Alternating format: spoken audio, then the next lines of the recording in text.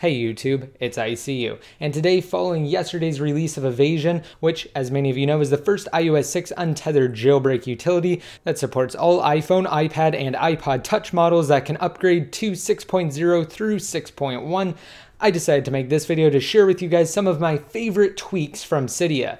Now, I was very careful in compiling this list because I had to make sure that all of them would function on the iPhone 5 because that's what I'm actually using for this video, and I had to mostly select universal tweaks, so a lot of them should work on iPad and iPod Touch models as well. Alright, and without any further ado, let's jump in. I'm going to go over a list of top Cydia tweaks, and they're in no particular order. However, I wanted to start out with my favorite, so coming in position number 1, we have Activator. It's actually automatically installed by SB settings, and a lot of people overlook it and they don't take advantage of its full functionality. Now, opening up Activator, select where you want to set it up. So let's just do at home screen, and then from here you get a ton of different options, and these are combinations of hardware button reassignments to things like gestures and various on-screen actions. And let's actually go down to icon spread. So in theory, when I'm on the springboard, when I spread the icons apart, it should do whatever I have it set to do. And just for the sake of this video, let's have it activate SB settings. And I also have Activator set to emulate the home button if I do a 3 or 4 finger pinch inside of an application.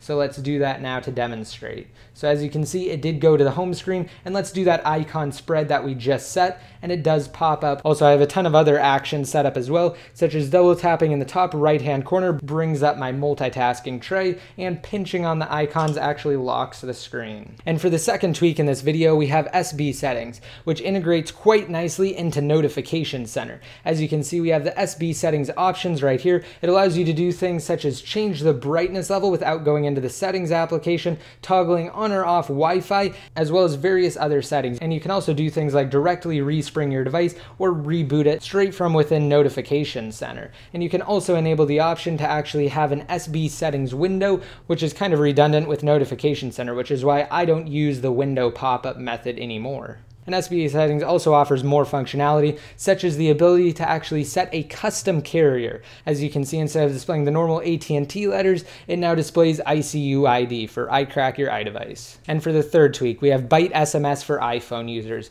It's essentially a custom text message application that replaces your normal Messages app, and it will allow you to send iMessage, SMS, and MMS messages. So you may be asking, well, what's the point of Byte SMS? It offers a slew of awesome features that you can set. For instance, you can enable a text message signature. However, what I mostly use it for is its quick message and quick reply functionality. So let me give you a quick example of what I mean. I'm just going to send myself a text message from my iPod Touch here, and once it comes through, I will be able to quick reply to that message.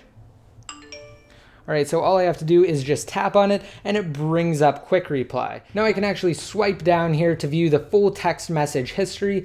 I can open it, I can call the person, and I have a few other actions, but what you mostly use it for is to just directly reply to the person without actually opening up the Messages application, which in my opinion is absolutely amazing, and it's definitely better than stock messages. Next up, we have tweaks 4, 5, and 6, which are all very similar. The fourth one is 5-column springboard, and it allows you to add 5 columns of icons onto your springboard. The fifth one is 5-icon dock, which, as the name suggests, allows you to have 5 icons in your dock, very similar to the previous tweak, 5-column springboard. And for the sixth one in this video, we have 5-icon switcher, which, as you may have seen earlier when I brought up the multitasking tray, it allows for 5 application icons to be displayed in your icon switcher. Alright, and coming in at 7, we have flux. And this is a great tweak and screen modification that automatically changes the color levels, and it shifts them to more red during the nighttime, which is supposed to be easier on your eyes, and I've found that it actually works very well. So let me give you a quick preview. So that's what it looks like at night, and that's what it looks like at day. You can clearly tell the difference,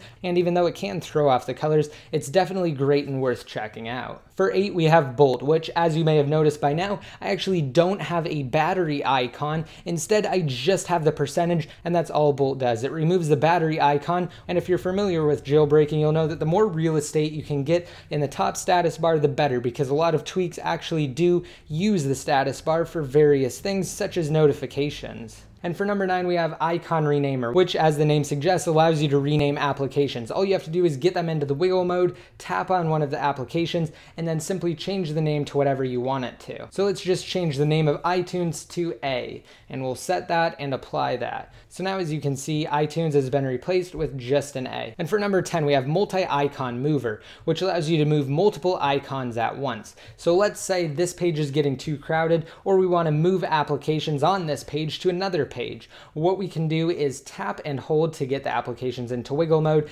and then just tap on them to get that red check mark. Of course, because I also have icon renamer installed, it's bringing up the prompt to rename the application. So if you have both of them installed, all you have to do is hit cancel, and your red check mark on the application you had previously tapped will still be there. So let's move a couple of applications. I'm just going to select 2 from that page, and I want to also select 2 from this page. Now once I have my application selected, all I have to do is go to the page I want to move them to, and then press the home button, and it will move all of those applications at once, which is actually very useful. And this is a really old tweak. I don't see why Apple hasn't included this functionality directly into iOS yet. Now for number 11, we have IntelliScreen X6, and this is really an awesome tweak. I don't have time to fully get into it in this video, but as you can see, what it essentially does is it places your notification center directly on your lock screen, and you can access anything that you would normally be able to access in Notification Center. It has a bunch of different customizable options, and you can even swipe over to do things like post to Facebook and Twitter, or even check various RSS feeds. And coming in at number 12 is WeFlash for Notification Center. And let me show you exactly what that does. When you bring down Notification Center, if you have it set to appear in Notification Center, you can directly turn on your iPhone's flash. So once I tap this, it will automatically turn on the LED flash. Now this also does work if you have IntelliScreen X, so you can do it directly from your lock screen. Let me give you a quick example of that one as well. So it already has the flash on. Let's turn it off, and then turn it back on again, directly from the lock screen. Now this is very useful if you use your iPhone a lot at night and you use it for its LED flash capabilities frequently. Moving on, blurry NC background made number 13 in this video. And as the name suggests, it essentially takes a screenshot of whatever screen you're on and it adds a blur to it, which looks quite nice. And finally, diet bar is number 14 in this video. Let me open up settings and I'll show you exactly what it does. As you can see up here for the top bar, it makes it significantly smaller than normal. So let me show you the 5th generation iPod Touch here. Let me open up the settings application. As you can see, the size difference between the two is definitely noticeable. Don't forget to rate this video up and leave a comment down below in the comment section if you want to be entered into my giveaway to possibly win one of 2 Amazon $200 gift cards. And your comment doesn't have to include any keyword. As long as it's relevant once it's posted, you'll be automatically entered to win. And don't forget, if you haven't already watched my Evasi0n Jailbreak video for iOS 6 through 6.1, just be sure to do so. I'll have a link to that down below in the more info. And before I conclude, I just wanted to say that I had a lot of other tweaks to share with you guys. However, a lot of them aren't compatible with either iOS 6 or the newer iOS-based devices. So I'll have to save those tweaks for another video, and hopefully the developers will be able to update them. And once they do so and I have a new list, I'll create another video for you guys. And just be sure to like me on Facebook, follow me on Twitter, and add me in one of your circles inside of Google Plus to be updated more often. And until next time, this is ICU, signing out.